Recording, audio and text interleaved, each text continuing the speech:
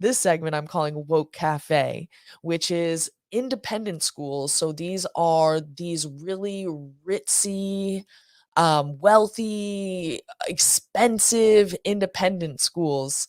They have a bunch in New York City, like boarding schools. Oftentimes, people will refer to them as, or they have day schools as well. And so I actually attended one of these boarding schools. In my day, it was called the Gunnery. I guess they recently went through a name change and it's now called the Gun School. This guy, Mr. Gunn, founded it. He was actually like one of the inventors of the sport of camping. He was an abolitionist, like really awesome guy with a super progressive, um, yet libertarian mindset, not this like progressive liberal that we have today. Um, and so I get their emails, I get their alumni stuff. I went there. Oh, I was saying I went there because I played ice hockey. I got recruited to go play ice hockey. I was a big hockey player. I'm pretty nice at ice hockey. Um, but I get their alumni stuff and they're always like, come to this event, come to that event. I've never gone to anything or donated any money or anything like that. But I get their emails and it says, hey, we have this affinity groups. Do you want to be a part of affinity groups? And I'm like, wait, what? What? I actually have it right here. So let me pull this up, the visual. So boom. Right here. So this is their little newsletter. It's called Gun on the Go. It's for alumni. So hopefully maybe I'm gonna get canceled after this by them. Uh-oh, is it not gonna load? All right, I guess maybe I'm not gonna have the email, but let me just tell you what it was. So like so the first thing I saw was this thing about affinity groups, but then I look above it and it's a guy, he's a black guy, and he's like, oh, getting together the people of color, alumni of color. And so I'm thinking like, okay, this is supposed to be something about like diversity, equity, and inclusion, and we're supposed to see everybody's identity, but then we're grouping everybody who's not white together in this category as if that's the most thing, that's the thing that they have most in common, that there's not something else. And then, like I said, they have the affinity groups. And so let me bring you through the affinity groups, what we have here. This is like the little form. I was like, yeah, let me check out this form. I want to be in an affinity group. Let me see what these affinity groups are about. So right here. So it says, as a part of the Frederick Gunn School's commitment to diversity, equity, and inclusion, that's that buzz phrase right there. The Alumni Association is working to create subcommittees that are focused on bringing alumni who share common identity together and supporting student affinity groups on campus, right? So again, it's like because diversity, equity, and inclusion means your identity, like the things that you're born with, your immutable characteristics are the most important thing about you. It doesn't matter what you think, it doesn't matter what you do, it's what you look like and other things along those lines. So fill out this brief survey. If you have any questions, please email us. Oh, I filled out the survey. I should maybe email them. So it says, which committees are you interested in? Right. So they have BIPOC committee. So that is basically like that catch-all committee for anybody who's not white, black, indigenous, people of color. And then you have the international committee. So at boarding schools, they have a big population of people who will come over, in particular from China, or we had people Taiwan, which I don't know. I don't want to say misinformation here. I have China crack down on me for like messing up the relationship between those. Some people from a little bit southern Asia, every once in a while, an African person as well, but they come and they pay like full tuition. So that's a big population. But again, grouping them all together because they come from different places. They're not just like international. LGBTQ. So this is based on your sexual identity or your sexual preference, what you identify as. Women networking committee. So, women's, and I honestly like I don't have as big of a deal with like the women and the men's groups. I think that that's kind of like a natural division. that's given to us, like you're born a woman or you're born a man. And I respect people who are adults who make other alternative lifestyle decisions, like do you? But I do believe in kind of like women need their own spaces that they don't have to worry about men and whatever. The boys like to kick it. So I do think if there's a natural division there, that we can talk about that, I guess, more at length, but at the same time it can be overdone, right? When it's just about you being a woman, like you don't see a man's networking committee on here. So like to me that's the problem, right? Where's the man's networking committee? Then we have our Latinx Hispanic committee. I guess they didn't hear that Latinx is like canceled. You're not allowed to say that. They're a little bit behind. Veterans committee, which, okay, like veterans, again, this kind of seems like a natural group where people actually have like an experience in common, right? Versus something that they're born with. So I think a veterans committee is something that would make sense. Asian American Pacific Islanders committee, again, based on your identity, where you're from, putting all these people together. That's the most important thing about them. Then we have disability committee. Again, I think that this might make sense if you're trying to get input from a particular to make your campus more accessible, more inclusive. Um, and yeah, I don't necessarily have the ability to articulate exactly what that difference is between, say, like a disability, which you may or may not be born with, right? You can develop a disability, you might get, something, God forbid, happens, and you have a disability after that. So, but I think it's a group that is often underrepresented, and we want to make sure that, hey, these people are included in society. They're all, generally um, often have things to add that get left out, but there's something different about it than saying your race or where you're from. I would love help maybe articulating that if anybody has any thoughts. So I wanted to dig though. Let me get this.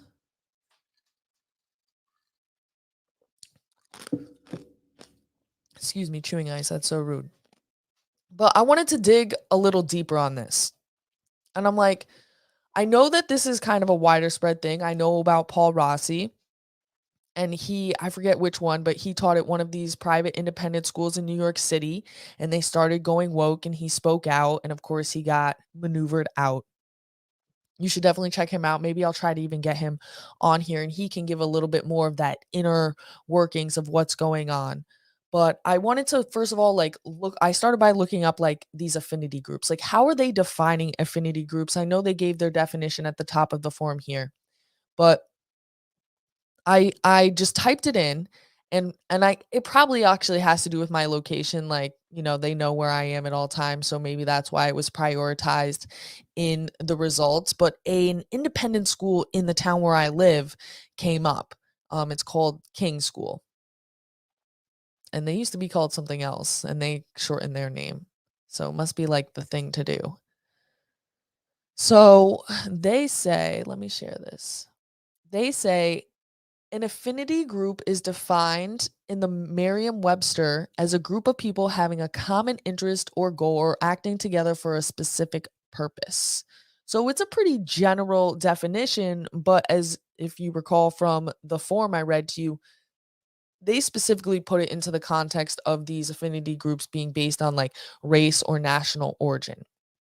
Here they're trying to like, I feel like, do that Mott and Bailey kind of thing where it's like they say they kind of it's one thing, but then they retreat back to this safer position. I think this is like the safer position right here.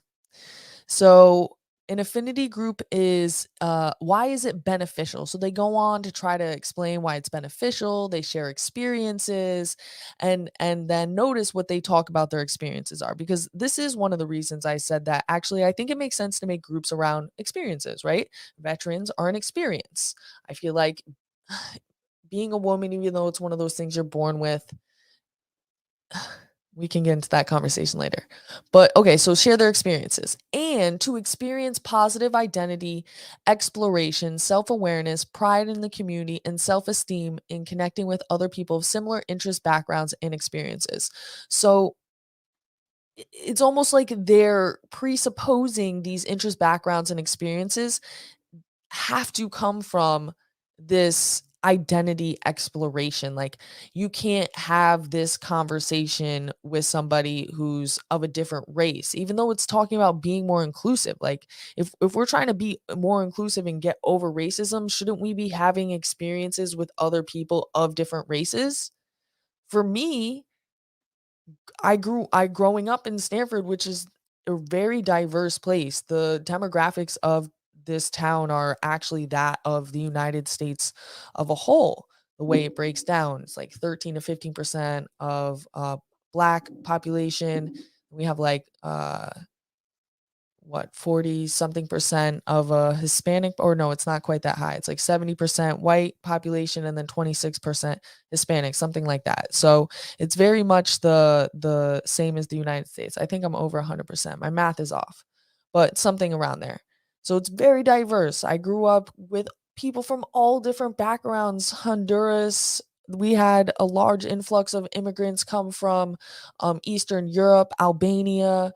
We have kids who are from the Caribbean, uh, and especially where in my part of the neighborhood, like I was always like one of a handful of white kids. And to me, it's just always like sharing those same experiences is what allowed us all to kind of like come together into this melting pot. And sure, things came up about race.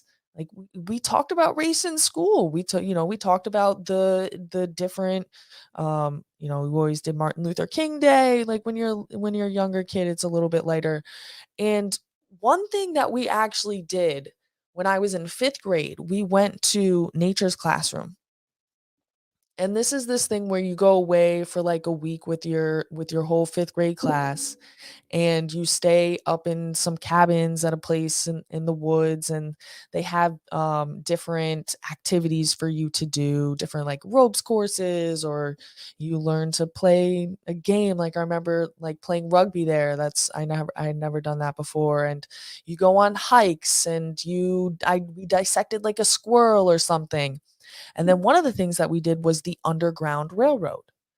And what you do is you're basically like slaves, and they take you around in the dark. It's pitch black up there. There's no lights. They take you around, and like you have to hide and like not get caught. And before they did that, we were all in a cabin together, and they asked for 2 volunteers, and it was me and another kid, and they brought us up to the front, and they did like a reenactment of a slave sale. And I remember being really intense, but not in a bad way. Like, it left an impression on me like, "Yo, slavery was effed up."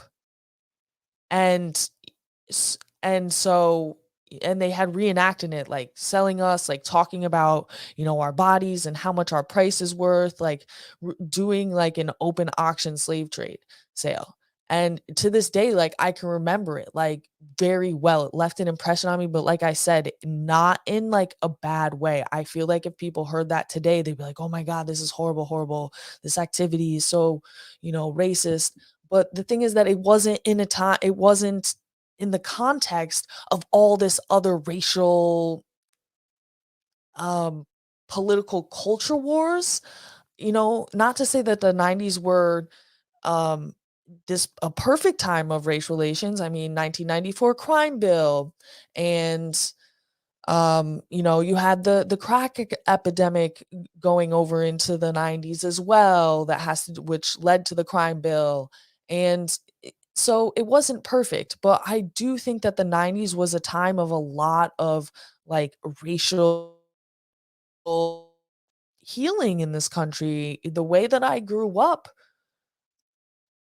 I had to learn about those things from the past to really understand that that's how things were, because it's foreign to me. It's still foreign to me, though I not that I have never seen it. right? Not that I've never, I can't say that I've experienced it firsthand in the way that I've seen somebody, who's a person of color, if I might say, one of my black friends or one of my Hispanic friends, if that's the correct term these days, experience it in different ways, whether it be with the police or whether it just be with somebody saying a racial slur to them.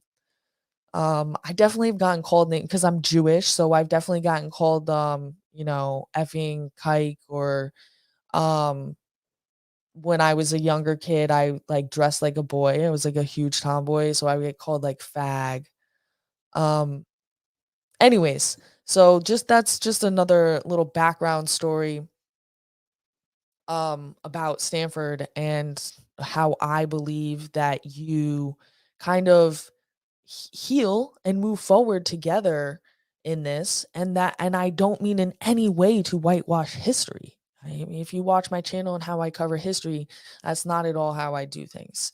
And so I wanted to take this a step further though. I'm like, well, why is this happening in these private schools? Parents pay 50, $60,000 sometimes for their kids to attend these schools. Like, why are they putting up with this?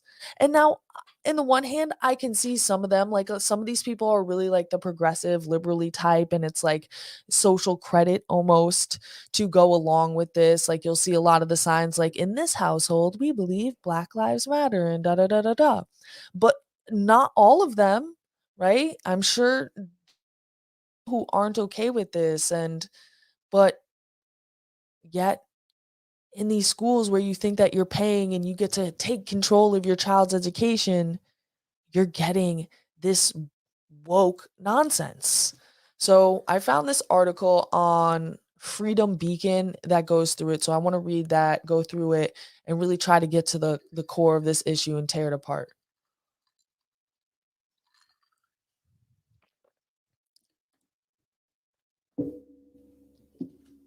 So right here we have Meet the National Association of Independent Schools, which enforces diversity, equity, and inclusion standards as a requirement for accreditation. So this is like the accreditation institution. A lot of these schools belong to it because it kind of hooks them into this whole network. They explain it in the article. So, the Dalton School hosts an annual conference in New York City, private schools on diversity, equity, inclusion. So, the Dalton School is like one of these super fancy, expensive schools in New York City. This May, it was Rodney Glasgow's turn to deliver the keynote address. Glasgow, a longtime school administrator who has founded multiple DEI, diversity, equity, inclusion consultancies, used his speech to address the elephant in the room, the parental pushback to anti racism at Dalton and other private elite private schools. So there is some pushback, but this is what they do when there's pushback, right? The parental pushback, which made national headlines after Dalton headmaster Jim Best resigned amid the uproar. Disgruntled parents said he said were white supremacists or were like the white supremacists who stormed the Capitol. And the schools that had admitted their children were like the Capitol police officers who had opened the gate. So you see, this is the game that they do here. You say something that you don't like, you push back, you question their ideas, you're a white supremacist. You're a racist. You're a sexist. You're like these people that did that awful thing for that guy that we don't like. There's no truer metaphor for independent schools than that moment on January 6th, Glasgow told the attendees. When will we stop hiring the people on the inside who are opening the gate? So he's policing this, not just about the parents, he's giving a warning to people who work at these schools. Fall in line or we will come for you. Fall in line or you won't get your contract renewed. Fall in line or get out. This is how you create groupthink. You create these little clubs and you say you want to be in the club, you better think like this or else. Glasgow himself is no stranger to gatekeeping. He has held multiple positions with the National Association of Independent Schools, which sets accreditation standards for groups of more than 1,600 American private schools, including the country's most elite and rarefied secondary schools. The association keeps a list of approved accreditors and outlines principles of good practice it expects them to enforce, including the promotion of diversity, equity, and inclusion, and justice through cultural competency. If schools do not comply with these standards, they risk losing their accreditation and the perks that come with it, including access to the association's marketing tools. So you see, it all is about that financial incentive. It's all about that social status. If you don't have the accreditation, then you don't have the access. If you don't have the access, then who are you really? The push for so-called diversity and inclusion at private schools has prompted pushback from parents who say the new anti-racism is anything but. In November 2019, for example, a speaker at New York City's Fieldston School compared modern-day Israel to Nazi Germany, sparking backlash from Jewish families. In January, a group of Dalton parents decried the school's obsessive focus on race and identity, from racist cop reenactments in science to decentering whiteness in art class. And in April, Brearley School father Andrew Gutman derided the school's anti-racism policies as counterproductive and cancerous and pulled his daughter from the school. All right, so I'm glad to see there's some pushback here, right? Like that's what it's going to take is people saying, "I'm done. I'm taking control," which I guess they thought that they were doing by sending them to this really fancy school. And I'm gonna, homeschool my kid. I'm gonna send them to that small community school down the street. I'm going to get a group of kids together and we're gonna start our own school, whatever it is, right? We have to do something different. We have to stop going and begging the same people who messed it up in the first place to fix it. They're not gonna fix it. And, if we can try, I do think it's worth it to continue to try to get our people in there. But I also think at the same time, we have to be building our own.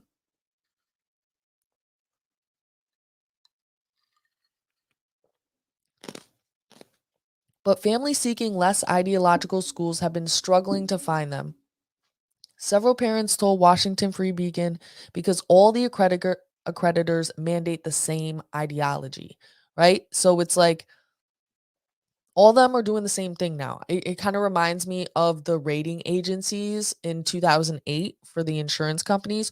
All the creditors were just stamping boop, AAA, B plus, these high ratings, because if they didn't do it, then they'll just go to the one down the street. So it's like y'all got to do the same thing so that you make sure that you're competing with everybody else, I guess. It's financial incentive. The rapid restructuring of curricula is less the result of a free market responding to customers and more the result of demands by the National Association of Independent Schools, a centralized, self dealing bureaucracy that has largely eliminated parental choice. Right? So, again, it's these big bureaucracies, just like the teacher union. They just get so big, they lose focus of what their purpose was to begin with, and then they just become A, tools to keep themselves going, and B, fodder for other corrupt forces. The association is a cartel, one parent said. You think you have a choice, but you don't. Two forces hold that cartel together: diversity consultants who benefit from the accreditation establishment, and parents who are unwilling to challenge it because it serves as a pipeline to elite colleges. They want their kids to go to the Harvards and the Yales and the Cornells and the Princeton, so you got to go to these schools. At the behest of the association, accreditors create demands for the consultancies, which in turn create demands for the association's services, including its own DEI resources. Parents dissatisfied with this feedback loop nonetheless face pressures to tolerate it. Opting out could jeopardize their kids' ticket to the Ivy League. The accredit the accreditation bureaucracy has implications for school choice, which some conservatives has framed as the solution to radicalism in public schools. The idea that vouchers will provide an escape hatch from woke education is far too blithe, said Max Eden, a research fellow at the American Enterprise Institute. It ignores the structural reality that bodies with veto power have been captured by wokeness. It's not just the public schools. It's not just the cafes, right? It's not just the it's everywhere. It has been embedding itself in our culture, for whatever reason. I think I like the way that Jonathan Haidt describes it in his title, The Coddling of the American Mind, because you can feel like you're doing really good things, but you don't really have to actually do much. You just say that you're doing these nice things. And then I think that there's probably some more insidious forces as well. People who know and they're doing it for evil ends.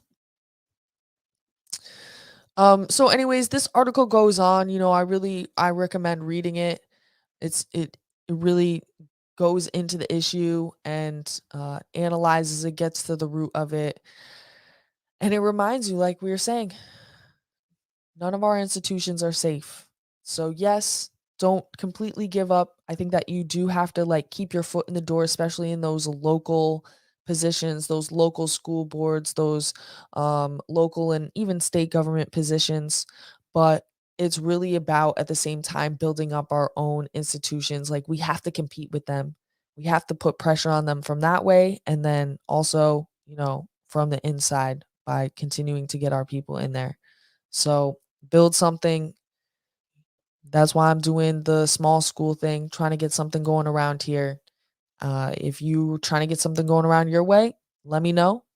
You can hit me up at I don't have it up here, but go ahead and check out my website. If you go to teachingliberty.org and actually /schoolhouse, then you can see what I'm trying to do there. Send me an email and we can get something done. Also, I'm always talking about these kinds of things on social media. So make sure you follow me on Instagram, on Twitter, and yeah, get the updates every single day. Thanks for checking out this video. Make sure you've smashed that like button and leave me a comment down below. And while you're down there, make sure you're subscribed to the channel and hit that notification bell so you don't miss any of my videos, which you can watch more of by clicking here, or for even more, go to teachingliberty.org and join our community today.